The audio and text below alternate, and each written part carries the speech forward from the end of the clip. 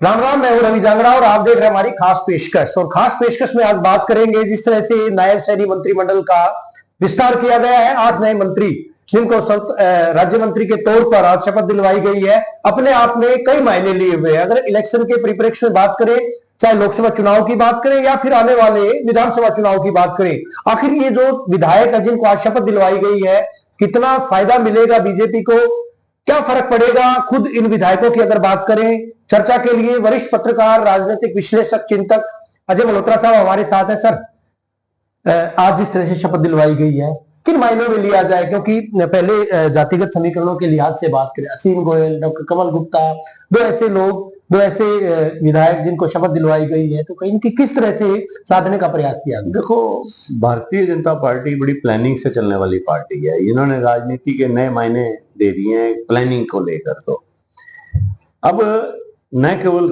जातीय समीकरण ध्यान रखे गए हैं, इसके अलावा जो एक साइकोलॉजिकली एटमॉस्फेयर है उसका भी ध्यान दिया गया है, और ये भी दिखाया गया है कि हम किसी के प्रेशर में आने वाले नहीं हैं। नंबर एक तो इन्होंने सबसे पहले जातीय समीकरण को लिया। इसमें वाल्मीकि को भी लिया, पंजाबी को भी लिया, वैश्य समाज को भी लिया, जाट को भी लिया, यादव को भी लिया। फिर अब 2 पंजाबी लिए इन्होंने, सुभाष सुधा और सीमा तिरखा जी। अब क्या है कि 2 पंजाबी मंत्रिमंडल से हट रहे हैं आपके, मनोहर लाल जी और अनिल विज।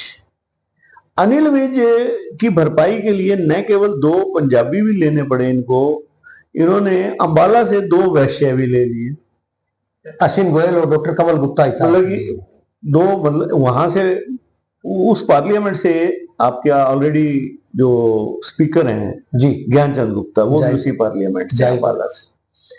तो वो संतुलन बनाना बहुत जरूरी था। और फिर आप वैश्य समाज वाला संतुलन हो गया आपका, फिर महिला वाली बात आ गई।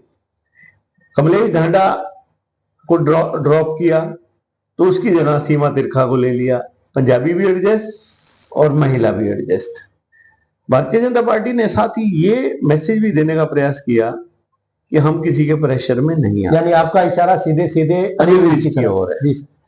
Anil Vij no doubt party के बहुत सीनियर लीडर हैं, सम्मानित लीडर रहे हैं, और उनका एक जमीन से जुड़े हुए नेता है।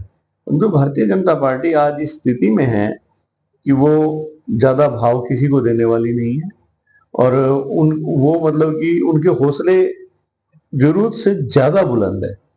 तो उन्होंने, अनिल विज ने जिस प्रकार से नाराजगी दिखाई जब मनोहर लाल जी का इस्तीफा हुआ, तो पार्टी ने, किसी ने बात ही नहीं करी उनसे, भैया मना लें या समझा दें, कोई बात ही नहीं करी उन्होंने। तो अनिल विज को इतना अपेक्षित नहीं था कि भाई इस तरह उनके साथ हो जाएगा। नो डाउट कि ये चीजें एक सीनियर पार्टी लीडर के साथ वैसे तो ठीक नहीं है, एक मान सम्मान रहना चाहिए, बट भारतीय जनता पार्टी की जो कार्य प्रणाली है उसको देखा जाए तो वो बड़े परिप्रेक्ष्य में देखते हैं। अनएक्सपेक्टेड इंसिडेंट था एक। हाँ, वो मतलब कि एक आदमी एक बार नाराज होकर गया तो वो ये नहीं देखते कि इसको मनाएंगे तो एक मैसेज पूरे इंडिया में जाएगा, कल को पूरी स्टेट में नाराज होकर जाएंगे, किस किस को मनाएंगे ये।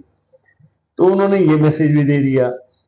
अब पार्टी के साथ जो दुविधा थी ना, वो इनके पास, जिसको दूर तो कर सकते थे, पर इनके पास सिख नहीं था, जो मतलब कि एससी कोटे में था एक आधा सिख, इन्होंने सिख को नहीं बनाया। अब आप इस चीज के मायने भी देखो, संदीप सिंह थे वो हट गए। पार्टी कहीं ना कहीं ये मान के चल रही है कि सिख आज की तारीख में भारतीय जनता पार्टी से नाराज है, और उसको मनाने का प्रयास भी नहीं है, क्योंकि पंजाब के जो रिपोर्ट्स आ रही हैं भारतीय जनता पार्टी के खिलाफ आ रही हैं। तो उन्होंने ये समझ चुके हैं कि हरियाणा का जो भी सिख है, जो पंजाब बॉर्डर के साथ लगता है, वो ज्यादा लंबा चौड़ा सपोर्ट नहीं करने वाला। उसकी भरपाई के लिए पंजाबी और वैश्य समाज के एमएलए को, जैसे सुधा को लिया है, आपका तिरखा को लिया है, कमल गुप्ता, ये सारे पंजाबी और जो वैश्य है उनको लेके आए। एक डिमांड भी थी कहीं ना कहीं कि वैश्य समुदाय को इतना प्रतिनिधित्व नहीं दिया जाता है। पिछले दिनों जो है वैसे समुदाय ये तो के देखो समुदाय के अलग अलग कोनों से इस तरह की डिमांड आती रहती है। जो अप्रत्याशित एक चीज और भी है इसमें कि अहिरवाल से राव इंद्रजीत के जो सपोर्टर थे ओम प्रकाश यादव, उन्होंने राव इंद्रजीत को भी एक मैसेज दिया भाई देखो आपको एमपी का टिकट दे दिया तो हम और इससे ज्यादा मानने वाले नहीं है, पार्टी लाइन पे चलना पड़ेगा, पार्टी लाइन पे आपको चलना पड़ेगा। और आज की तारीख में राव इंद्रजीत की भी मजबूरी है, भैया लोकसभा चुनाव आ रहा है, कल को आपको लोकसभा चुनाव के बाद ये बात आ जाएगी कि आपने भी अनुशासनहीनता की है, तो उन्होंने भी चुन नहीं करी, वो भी चुप रहे। और उनका सपोर्टर थे ओम प्रकाश यादव, उनको नहीं लिया। और जो मुख्यमंत्री के क्लोज थे, पुराने बोले मुख्यमंत्री, पूर्व मुख्यमंत्री मनोहर लाल जी के, राव अभय सिंह मनोहर लाल जी के क्लोज रहे हैं, उनको उन्होंने नांगल चौधरी के विधायक थे, उनको मंत्री बना दिया। इसी प्रकार भारतीय जनता पार्टी ने भिवानी जिले से 2 मंत्री लिया जाना अपने आप में बड़ी बात है। विगत दिनों जेपी दलाल साहब के साथ साथ अगर बात करें घनश्याम सर्राफ थे यहाँ पे, हालांकि उनको जिस वजह से भी हटाया गया था, लेकिन उसके बाद भिवानी से जो है एक दूसरे मंत्री को लिया जाना, भिवानी से जेपी दलाल में विश्वास व्यक्त किया उन्होंने। और उसके बाद आज विशंबर वाल्मीकि, ये हो सकता है कि एक कॉन्स्टिट्यूएंसी जो है लोकसभा की वो हिसार पड़ती है, हिसार लोकसभा का क्षेत्र है, वो देखो लोग हिसार में तो आपके कमल गुप्ता जी भी हैं, कमल गुप्ता जी को भी लिया है वहां से, ऐसी बात नहीं है कि वहां प्रतिनिधित्व नहीं था।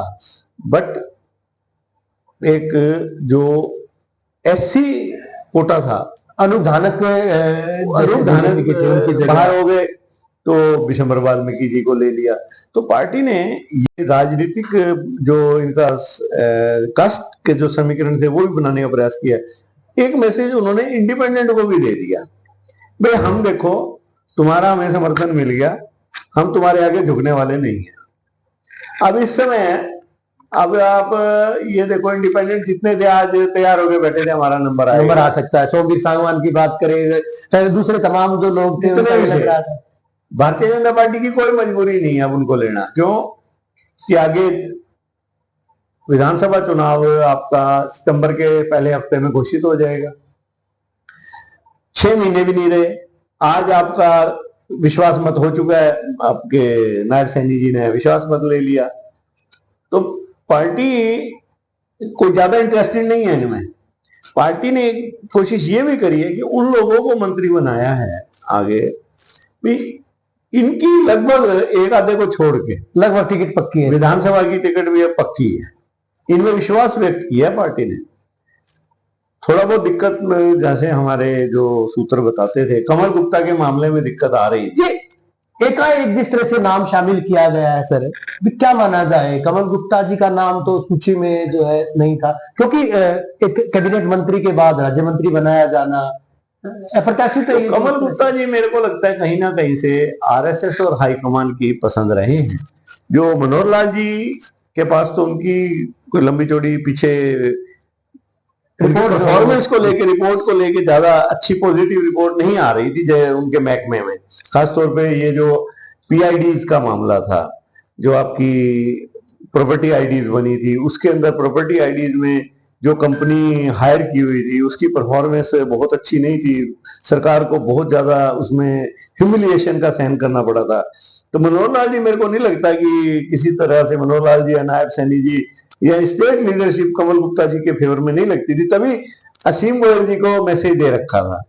परंतु कमल गुप्ता जी ने हार नहीं मानी, उनके जो कहीं ना कहीं उनके संबंध थे ऊपर हाईकमान में, तो उनका नाम भी आ गया साथ में।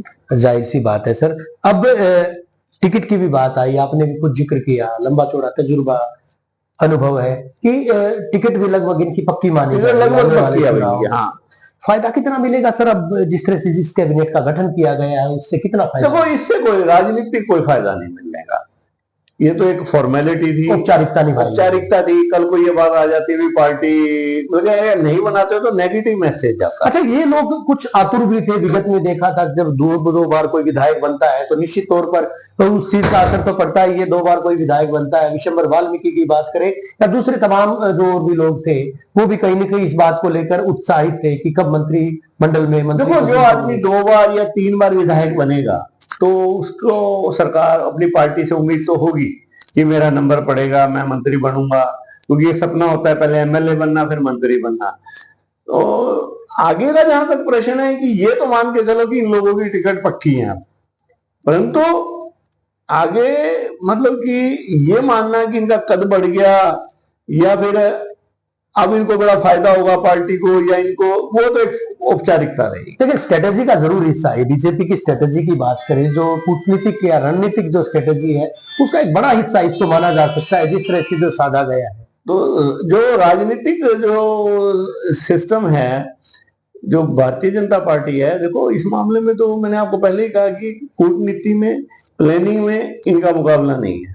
इन्होंने सारे एंगल देखे, टाइम लिया अपना, और जो आंख दिखाने वाले हैं उनको भी साइडलाइन किया, और जातीय समीकरण इन्होंने तैयार करे, इन्होंने क्षेत्रवाद को भी देखा, और अल्टीमेटली अपने हिसाब से एक मंत्रिमंडल बना दिया।